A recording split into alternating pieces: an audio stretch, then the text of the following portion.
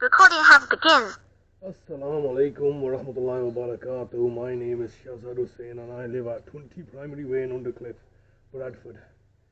And today has been 148 days. It's been 148 days since my brother's been kidnapped from my care and held at ransom by the local authority, Bradford Council,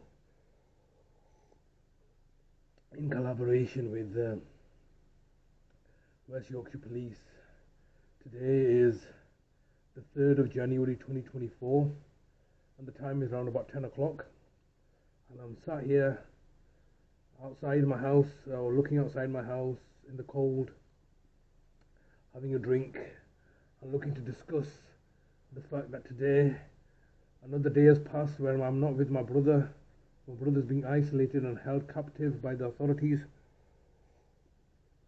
in order to persecute and psychologically torture me, and by proxy my brother. And it's just the level of lies and deceptions that I've been having to deal with.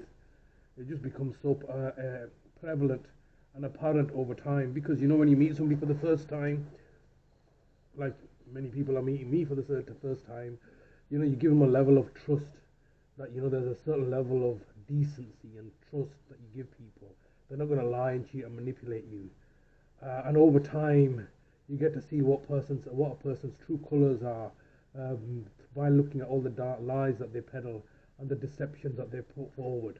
And I mention this now because the local authority have been doing exactly the same thing. Nobody knows the local authority, Bradford Council, better than I do, better than the people that work in the council, because they're just doing their job, go home out in the evening.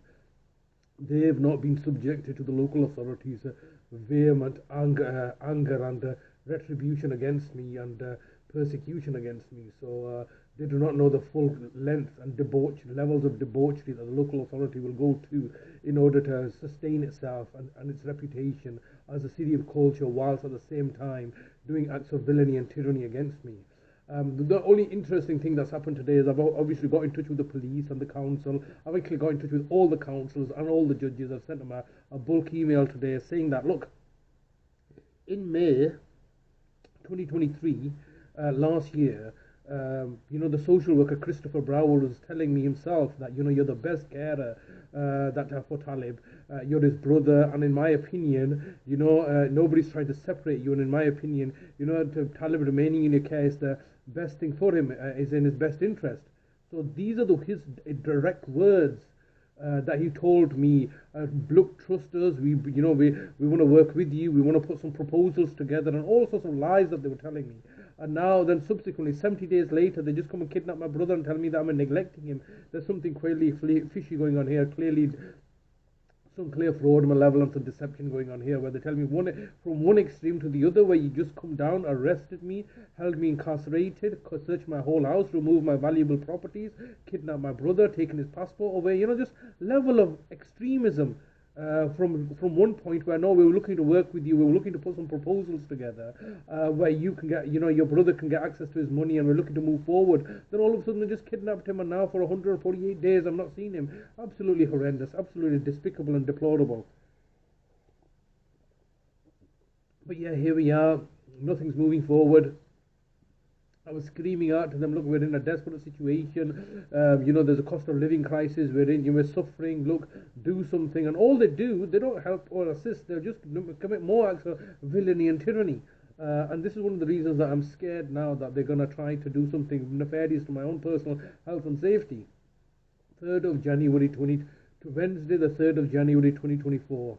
And no doubt they're plotting and planning. They're not going to give me my brother back. I very much doubt it, because these people have never ever conceded an inch, never mind anything else. They don't concede anything. They just continue to railroad things on, and then eventually people die, because what you have to understand is the local authority is immortal. They're an immortal being, and a corporate personhood. They were not born. They were not born. Came about through a charter. So a legal instrument brought them into existence. They cannot get hurt. All they can be is financially penalized. They do not feel pain. They're basically an immortal entity. And they know the fact that we human beings, flesh and blood that are born, can die. And so ultimately the stresses are exploiters and look to profit from us knowing the fact that we can end up dying. They can't die, they can't be terminated. And that is the difference. Even though the council consists of human beings and people that are there, it's a legally fictional person, and it feels no pain, it can't be incarcerated and put into jail, and therefore it's at liberty to, it's just, the way I see it, it's just like Frankenstein's monster. That's what it is. It's the local authority, Bradford Council, and all corporations are like Frankenstein's monsters. They're alive. Frankenstein's monster is alive, and over time, because it cannot die, it cannot be reborn or rebirthed or learn and grow and develop, so it becomes a monstrosity. And that's what the local authority is. No, the local authority is now acting as a complete monstrosity, trying to hold several positions, a public portfolio and a profile, whilst at the same time committing acts of villainy and tyranny to cover up its own failures. So it's trying to do too many things and ultimately trying to spin too many plates. Eventually all the plates are going to smash, and they'll be shown for the true monster that they are as a local authority. So that's the way I see it. There's the local authority, Bradford Council, including other corporations, no doubt, like West Yorkshire Police and the NHS particularly, are monstrosities now because they cannot die. They cannot be formally killed off. You can't put them into prison, and they're running amok. They're malfunctioning because of lack of money. So they operate on money. And because of the cuts and the financial crisis, they can't operate properly. They are malfunctioning and running amok and causing danger to everybody. I'm looking to hold them to account and look to rein them in, like fighting the dragon. But they are just too big and powerful, and are not bound by any rules or conditions. So just like Frankenstein's monster, what do you do with such a monstrosity that cannot die? And that's on this earth as a perversion of nature. Well, there's very little you can do other than continue to fight them. They're like the Terminator. That's another analogy. They're like the machines, that are hell-bent on persecuting the here civilian population. It's just ridiculous. I'm still here today. I made it another day on the 3rd of January 2024. I'm still surviving. I'm still still looking to fight the good fight, trying to get my brother back home. Desperately trying to get my brother back home into my care, because they're not going to be able to care for him, and they are torturing him right now. And they have no oversight at all. And so we will see what happens.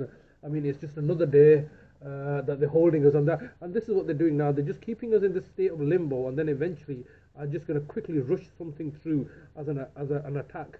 That's what they did last time. They just, as you can see on the 8th of August, they were being, oh no, we're not doing anything, don't worry about us, we've got better things to do, nobody really cares about you, and then all of a sudden came down with the police and attacked me. So this is how they operate. They do nothing, and then they just do too much to the other extreme. Just the extremists. That's the best way to describe the local authority. They go from one extreme to the other in order to achieve their objectives. Completely horrendous and terrible. But let's just wind up today. Today is the 3rd of January 2024, and it's been 148 days since my brother's been kidnapped. I'm down and despondent and distressed, but I'm not suicidal. I'll never kill myself. Any harm comes to me as a result of Bradford Council's plotting and planning and machinations to do me in, because I'm looking to expose the systemic failure in adult social care and the systemic failures in unable to do their jobs properly. I think we'll leave it there. Allah Hafiz.